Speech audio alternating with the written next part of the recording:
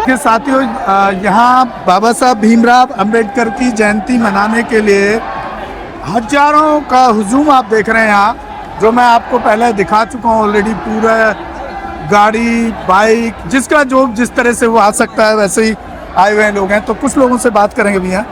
Sir, एक तो आप परिचय देने। मेरा नाम जगत बंधु राव, बदरपुर से आया हूँ मैं जी।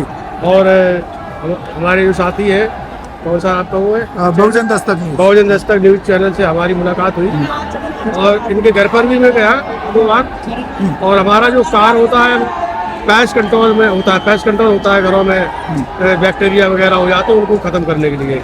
और सभी लोगों को सबसे पहले आज यहाँ आने का मकसद बताएं। आज मेरा आने का मकसद ये है कि बाबा साहब अम्बेडकर की जयंती पर सभी भाइयों और बहनों को हमारा मतलब जय भीम नमो बुद्धाय।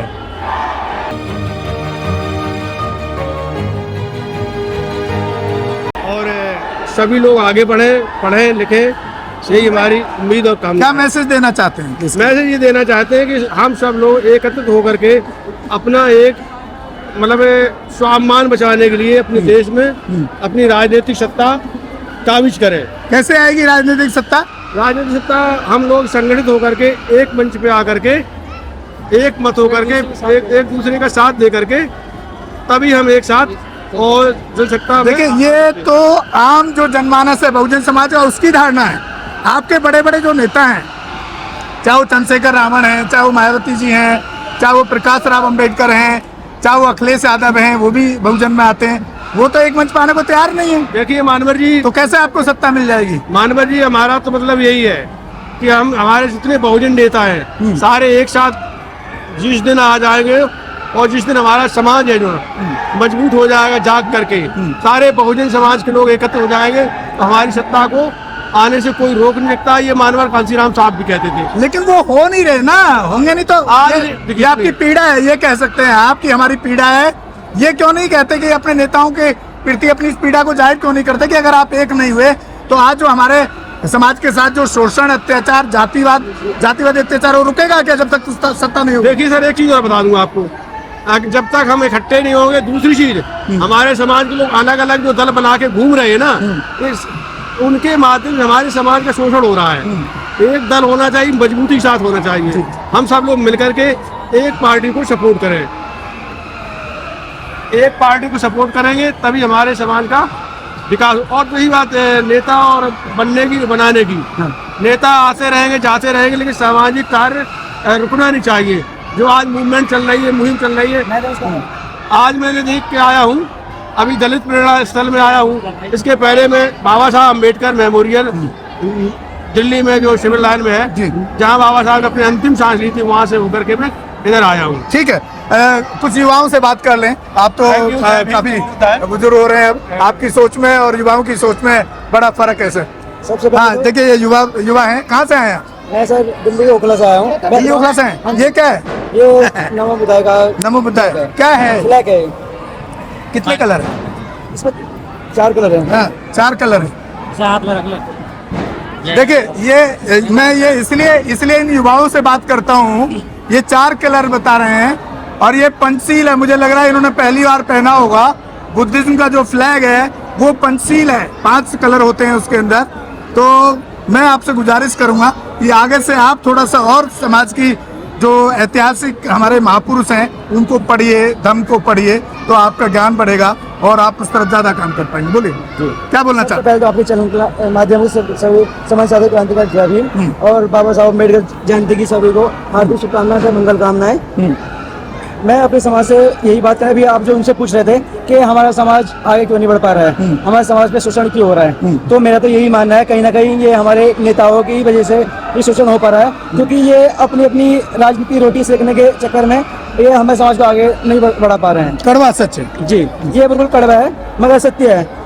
अगर जो हमारा समाज एकजुट होकर लड़ेगा तो कहीं ना कहीं हम 2027 की सत्ता प्राप्त करने में सक्षम होंगे, अन्यथा हम ऐसे तो कभी सत्ता प्राप्त कर नहीं सकते। 2027 तो नजदीक आ लिया, अभी तक कहीं पर अभी आपके अखिलेश, चंद्रशेखर, बहन जी कहीं मिलते तो दिखते नहीं है। यही तो मैं कहना चाह रहा हूँ आपसे, ये अपनी अपनी राजनीति रोटियां सेक रहे हैं। आप देख रहे होंगे अभी हमारे समाज पे इतना अत्याचार हो रहा है, क्यों हो रहा है? कहीं ना कहीं ये हमारे नेताओं की तो कारस्तानी है। अगर हम सत्ता में बैठे होते तो हमारे समाज के लोगों के ऊपर क्या रिजल्ट अत्याचार दिख रहा है? ठाकुर की सरकार बननी तय है क्या?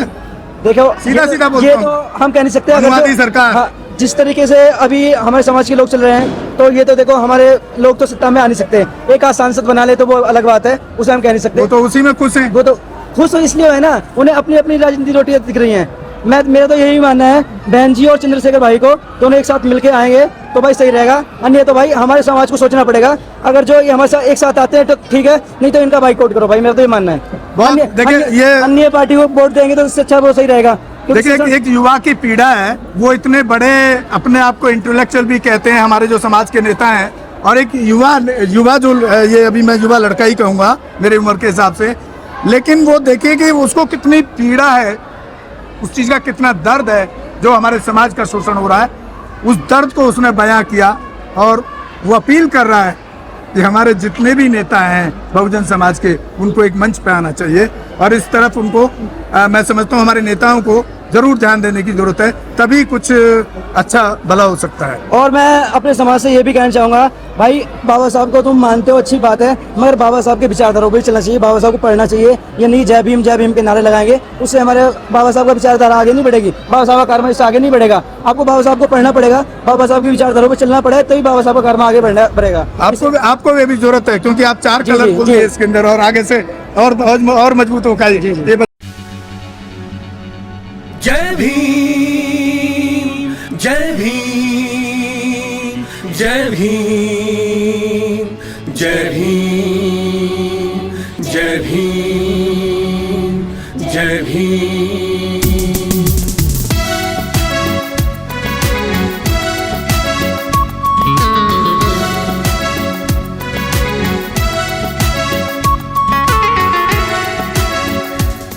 जो धर्म है सिखलाता वो खुद ही फूट डलवाता, जो धर्म है सिखलाता वो खुद ही फूट डलवाता, जो एक को कहे श्रेष्ठ दूसरे को है नीच दिखलाता। इस साथियों को मेरा क्रांतिकारी जय भीम जय भारत। मैं बहुजन Dastak news and constitution channel से गौतम रत्ना, और अभी हम खड़े हैं बाबा साहब की जयंती यहाँ पर सेलिब्रेट हो रही है, जो बहन मायावती जी की सरकार में।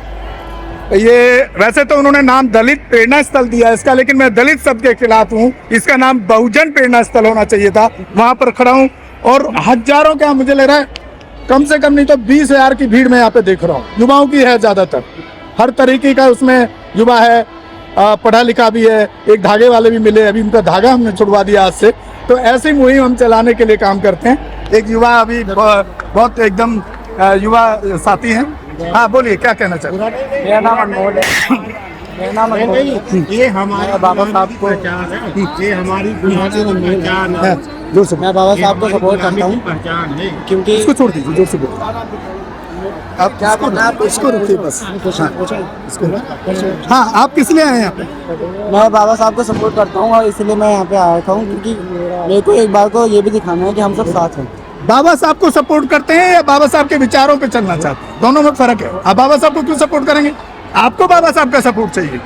हाँ, आप तो उल्टा बोल रहे हैं। आप कह रहे हैं बाबा साहब को सपोर्ट करते हैं। बाबा साहब ने बाबा साहब तो नहीं, साहब के विचारों पे चलना चाहिए। विचारों पे सपोर्ट करते हैं। उनके विचारों को, उनके विचारों में से एक विचार सबसे अच्छा जो लगता है वो ये है कि वो उस वर्ग को देखते हैं जिसके ऊपर अत्याचार हुआ। बहुत सारी चीजें हमारे साथ आज भी ऐसी हैं जहाँ पे हम ध्यान नहीं दे पाते। जैसे कि हम कहा जाता है 4th लार्जेस्ट इकोनॉमी है, वहीं पे थर्ड लार्जेस्ट इकोनॉमी जो है उसके पास भी काफ़ी सारी चीज़ें हैं जो हमारे यहाँ पे अभी लैक कर रही है। मैं ये नहीं कह रहा कि कोई दिक्कत आ रही है, लेकिन ये चीज़ है हमारे एजुकेशन में काफ़ी थोड़ी बहुत ऊपर नीचे है, हर एक में होती है, कोई 100% परफेक्ट नहीं होता। इस बात को मैं समझता हूँ। आप अभी क्या कर रहे हैं? पढ़ाई कर रहे हैं? मैं BCA कर रहा हूँ। BCA कर रहे हैं। कितनी एज है? मेरी 19 एज है। कहाँ से आए? मैं नोएडा से ही हूँ। कौन सा नोएडा में? कहाँ? सेक्टर 45 नोएडा। सेक्टर 45 से आए। जी। अच्छा, एक चीज और बताइए, मैं बार बार ये सवाल करता हूँ। आज 14 अप्रैल है। आज यहाँ पे देख रहे हो कितना सुबह से अब तक 1 लाख लोग 2 लाख लोग आए होंगे जी।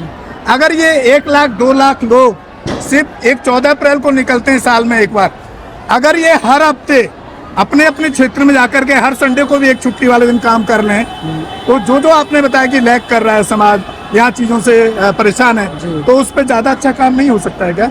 हो सकता है, लेकिन हर हफ्ते निकलना थोड़ा सा हेक्टिक हो जाएगा ना। अब क्योंकि आदमी जो है हफ्ते में 7 दिन में से 9 घंटे काम करता है, 1 घंटा लंच का मिला के तो 8 दिन ऐसे काम करता है, तो उसके हिसाब से वो भी थोड़ा थकता है, उसको भी थोड़ा रेस्ट चाहिए। बाकी ये जो चीज़ है ना, ये हमें उठानी चाहिए। नहीं, हफ्ते में एक दिन संडे को अगर समाज के लिए 8 घंटे दे देगा तो कहाँ से तकलीफ है भाई?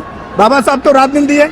बिल्कुल हमें देना चाहिए, पर मैं ये कहना चाहूँगा कि जो सब अलग अलग लोग हैं ना, हाँ। जैसे मैं स्टूडेंट हूँ, तो मेरा सबसे मेन काम पहले पढ़ाई होगी। वैसे ही जो लोग हैं अपने अपने सेक्टर में, उनको उनके काम पे पहले फोकस देना चाहिए। अगर सब अपने काम पे भी फोकस देंगे तो देश अपने आप सुधरता जाएगा। आप कोशिश करेंगे अगली बार से कि हर मैं- संडे आप समाज को कुछ टाइम दें? मैं एनजीओ में थोड़ा सा वो सपोर्ट करने के लिए हूँ। मेरी वो जी। है, दोस्त है, उसकी बहन का एनजीओ है, ओके। है ना। उसमें वो उन बच्चों को पढ़ाते हैं जिसमें उनको वो नहीं कर सकते, जो अफोर्ड नहीं कर सकते, है ना। वो आपको अगर मीडिया में और फिल्म लाइन में कोई आपका दोस्त युवा जाना चाहे, जी यही मयूर फेस 1 के कोने पे मेरा स्टूडियो बिल्कुल फ्री है सिखाने के लिए, जी। चाहे वो acting, reporting, anchoring, editing, cinematography बिल्कुल फ्री सीख सकता है। आप ये मैसेज स्प्रेड कर सकते हैं कहीं, ओके।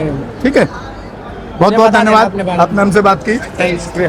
पूरे देश के अंदर जहां कहीं भी बहुजन समाज पर एट्रोसिटीज होती है, उस एट्रोसिटीज पर अगर वो व्यक्ति, वो परिवार मेरे पास तक पहुंच जाता है, जिन केसेज में मेरे फोन के जाने के बाद एक्शन हुआ, उस पर रेप केस तक है, कुल्हाड़ी से काटे हुए हमारे समाज के, बहुजन समाज के लोगों को काटा गया, उन पर कार्रवाई कराने का काम किया। ऐसे सैकड़ों मनुवादियों को जेल भिजवा चुका हूं जो मेरे समाज पे, मेरी बहन बेटियों पर अत्याचार करते हैं। मेरे फिल्म प्रोडक्शन हाउस के अंदर अगर कोई आदमी इलेक्ट्रॉनिक मीडिया के अंदर जाना चाहता है या फिल्म लाइन में जाना चाहता है, उसको फ्री ऑफ कॉस्ट ट्रेनिंग में दे रहा हूं और देता रहूंगा। धर्म पढ़ाएंगे आपको, रामायण, महाभारत, गीता, बाइबल और कुरान। दोस्तों, आपको पढ़ना होगा भारत का संविधान। 1984 में काशीराम साहब को ज्वाइन किया मैंने, और उस टाइम मैं 9th क्लास में पढ़ता था। उनके उस रास्ते पे काम करता हूँ।